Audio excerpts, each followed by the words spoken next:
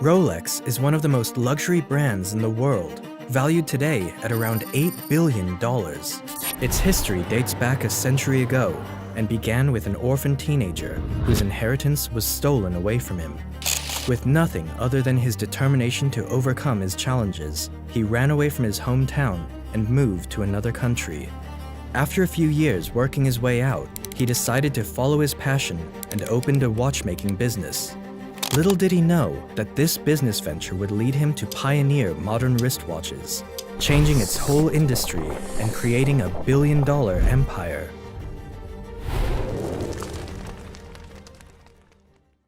Hans Wilsdorf was born in Kulmbach, Germany on March 22, 1881, by parents Anna and Johann Daniel Wilsdorf. He was the second son of 3 children.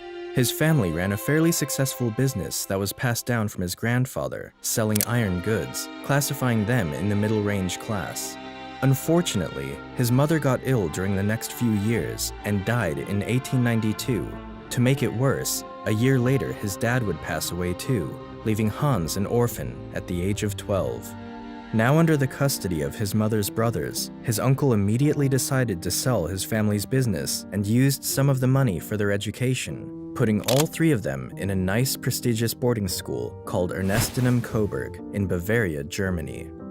Hans hated this decision early on and became depressed. While living in the new town, Hans was seen as an outsider and was often teased by other boys because of his religion.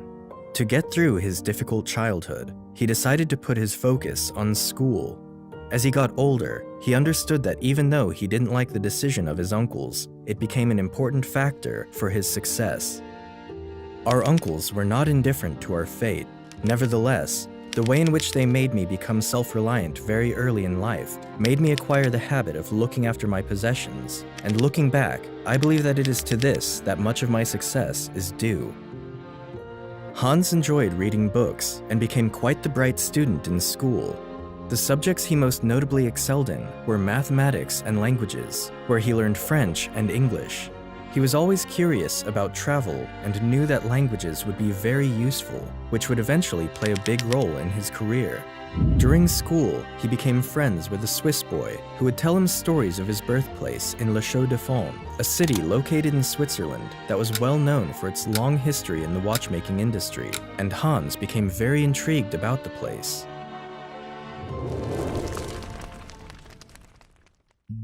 One day, Hans had enough of the way of his life and left the boarding school in Germany to move to Geneva, Switzerland. At the age of 19, he got himself a job as an apprentice for an international pearl exporting company.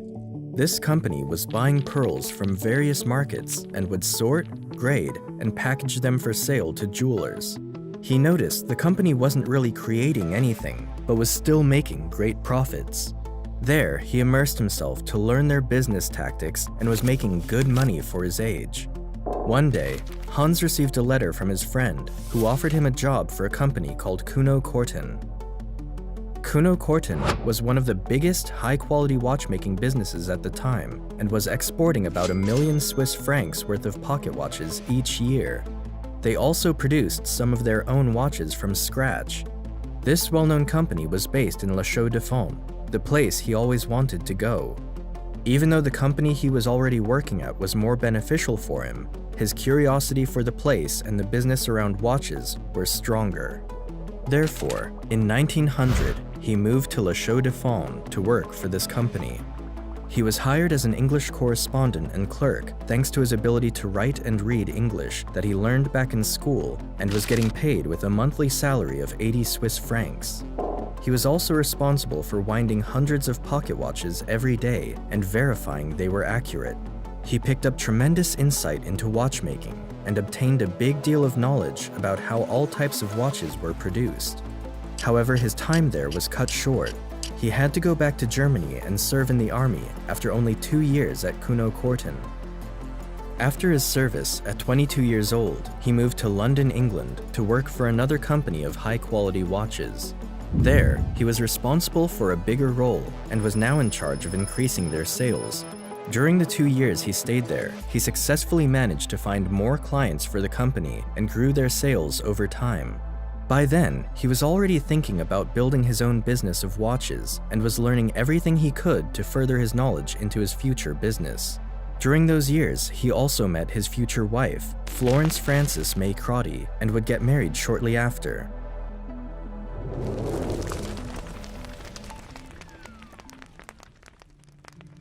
One day, Hans was sitting outside with his much older brother-in-law, Alfred James Davis, and talked about life and plans for their future.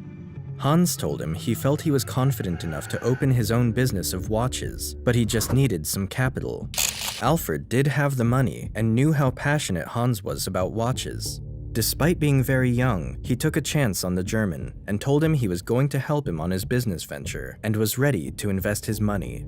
They shook hands together, and in 1905 they founded the Wilsdorf and Davis Limited, which would eventually become Rolex a few years later. They partnered up with a Swiss watch company called Hermann Egler, which was based in Switzerland, and started importing movements from the Swiss country to England, placing them in watch cases. They also opened an office in Bienne, Switzerland, to favor his partnership there. Soon after, they were specializing in the distribution of timepieces at affordable rates. Even though Hans was a lover of watches, there was one major thing he found unfavorable about the watch industry: pocket watches. At the time, wristwatches were mostly worn by women as jewelry and were looked down upon by some, the reason being for not being well precise on the time. These watches were much smaller than pocket watches and consisted of smaller movements, which would regularly make the clock either go faster or slower due to small details in the movements. This was the main reason why pocket watches were more popular at the time and was considered masculine for its bulky size, but for Hans, he mostly found it inconvenient to use. It was a little hassle for him every time he had to reach his hand in the pocket in order to see the time, especially when his hands were busy. Until then, it was thought to be almost impossible to create the perfect wristwatch that could consistently show the exact time and be in everyday use. My personal opinion is that pocket watches will almost completely disappear and that wristwatches will replace them definitively. Hans Wilsdorf, 1914. Hans predicted that sooner or later, wristwatches were going to be the new norm for everybody, and was fully committed to finding a way to create the perfect wristwatch for it. He spent the next several years traveling to many countries all around Europe and met countless watchmakers to discuss about the small details of watches. During those years, he started to release his own wristwatches, beginning the same year he founded his company. One watch after another, he was crafting down on creating a better high-quality and reliable wristwatch for men and women, applying what he learned from other watchmakers from his journey. Soon after, his company began to get some traction, and by 1908, it was one of the top firms in the watchmaking industry in England.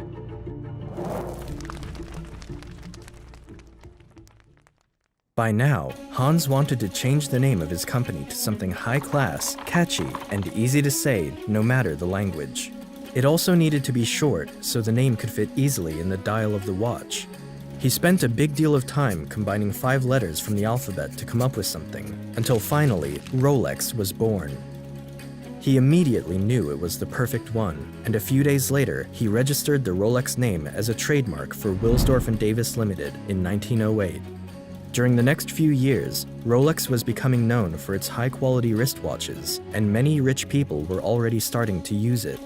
But it didn't take long after, when the First World War broke out, and many businesses, including watch firms, were struggling to stay in business, and even had to shut down in some cases.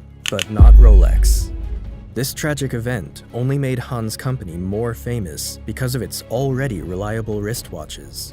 Many soldiers were given Rolex watches instead of pocket watches because it was much easier and safer to use. It also helped them to better coordinate their attacks because of its precision on time.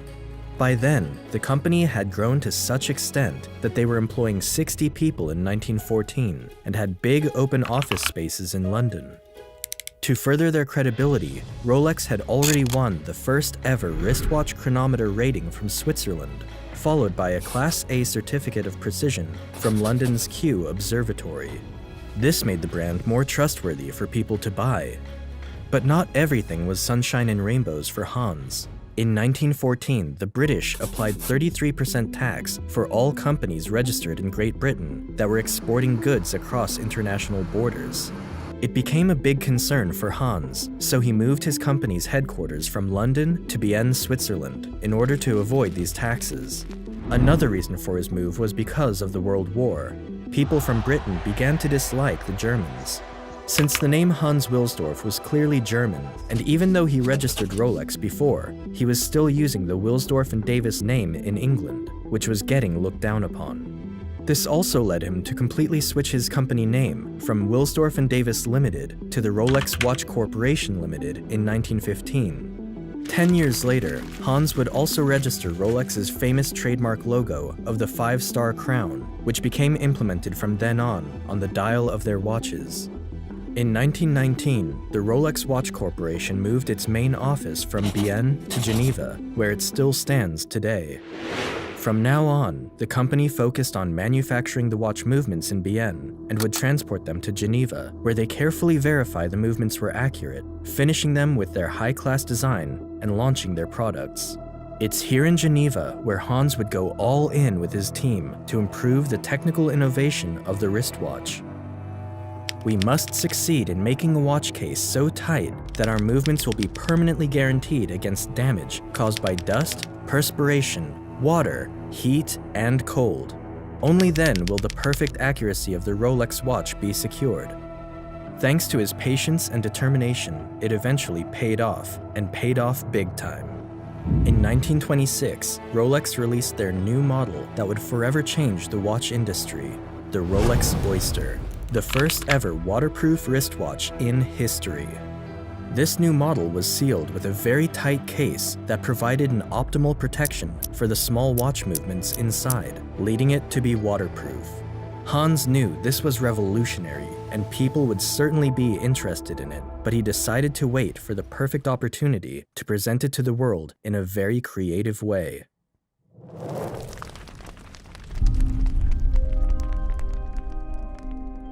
In 1927, Hans heard about a woman from London named Mercedes Gleitze, who claimed to be capable of swimming across the English Channel, a 20.5-mile body of water that separated England and France.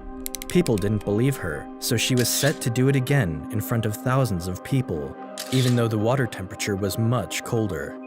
Hans saw the opportunity and encouraged her to wear a Rolex Oyster watch around her neck. After swimming for over 10 hours, she was pulled out from the water after almost freezing to death and made it about 4/5 of the way across the channel.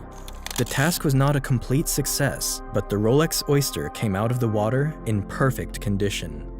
People went crazy for the watch, and Hans followed the publicity by putting an ad in front of the London Daily Mail newspaper related to the event. This is the point where Rolex rose to international fame as a revolutionary watch. To further the hype, Hans also marketed his Rolex Oyster inside of fish bowls with real fishes in it on the sale display of every Rolex dealership for people to see when they walked by. This genius strategy worked amazingly, and people became hooked on the products. By now, Hans decided to advertise heavily on Rolex, so in 1928, he worked with the top British model at the time, Evelyn Lane, to promote his watches. And of course, there were pictures of her wearing her wristwatch inside a fishbowl. The publicity didn't stop there. In 1933, Rolex Oysters were seen in the newspaper again, related to a flight over Mount Everest, in which the crew members who were wearing their Rolexes were very satisfied to see that after the flight, their watches were still 100% functional.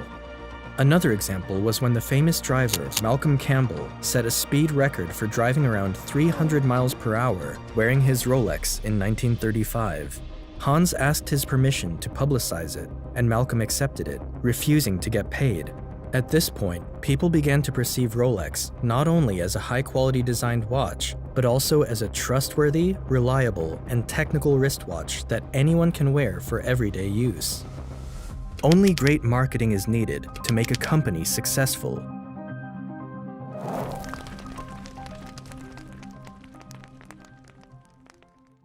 During these times, Rolex continued to fascinate people when they introduced their updated model, the Rolex Oyster Perpetual, in 1931, which was the first ever waterproof and self-winding wristwatch. Its previous model of the Rolex Oyster was a great achievement, but the challenge was that you still had to often manually wind the watch, which made it more difficult because of its tight case. You had to unscrew the Oyster crown first, wind it, then re-screw it again. Creating this self-winding watch was a dream that for centuries people tried to perfect, but none were successful. From 1934 to 1940, Hans also produced some high-quality watches outside of the Rolex firm and trademarked it under his own name, but it was discontinued due to the hatred that French, British, and US markets had for Germany. Even with all his achievements, Hans would sometimes struggle to make his way in the market and had to put double the effort to make a successful company due to his German name. When World War II broke out, Rolex took a hard hit. It became difficult and expensive to export products outside of Switzerland to some other big markets in Europe. Hans was frustrated with the situation, and to add to his bad luck, another tragedy followed. His wife passed away in 1944. To commemorate his wife, he established the Wilsdorf Foundation, a charity organization for social causes. Something to mention, shortly before Hans' death, he transferred 100% ownership of Rolex to the Wilsdorf Foundation, which still owns and controls Rolex to this day. Therefore, Rolex will never go public or be sold, nor will they ever pay any taxes because it's essentially a charity. As soon as World War II finished, Rolex started to take off, and tremendously. To give you an idea, in 1946, Rolex had sold its 50,000th certified Rolex chronometer, which they started certifying 20 years ago. By the next year, in 1947, their sales reached their 100,000th certified Rolex chronometer, doubling their sales from the past 2 decades in a single year. Its success was backed up from his new model that was released in 1945, the Rolex Datejust, the first waterproof self-winding wristwatch to indicate the date of the month on the dial. This was followed by another revolutionary model nearly 10 years later, the Rolex Day-Date, the first waterproof and self-winding wristwatch to not only include the date of the month, but also the day of the week. These types of watches are still seen to this day, which is often the standard for normal use of wristwatches. During the 50s, Rolex kept releasing a series of innovative watches. The most legendary one was the Rolex Submariner, introduced in 1953. It was the first deep-diving waterproof wristwatch that could reach 100 meters deep in the ocean without getting dysfunctional. Hans Wilsdorf died in the year 1960. Following his death, Rolex started to approach itself as the luxury brand it is today. The company focused their marketing more toward being an exclusive watch collection for people of high society, which worked. Another factor to consider is that in 1985, Rolex started to manufacture their watches with 904L, a very endurable and expensive steel, becoming the first watch to ever do so, which is one of the reasons for their expensive prices. Today, Rolex remains as the most recognizable watch brand in the world. From an orphan boy who started with nothing, Hans Wilsdorf went for his own path and is responsible for changing the watch industry to what we know today. His passion for design and technical innovation has placed him on the list of one of the most influential men in the industry, and his legacy can be seen today in every person wearing a Rolex. Thank you all for watching, make sure to subscribe, and until the next one.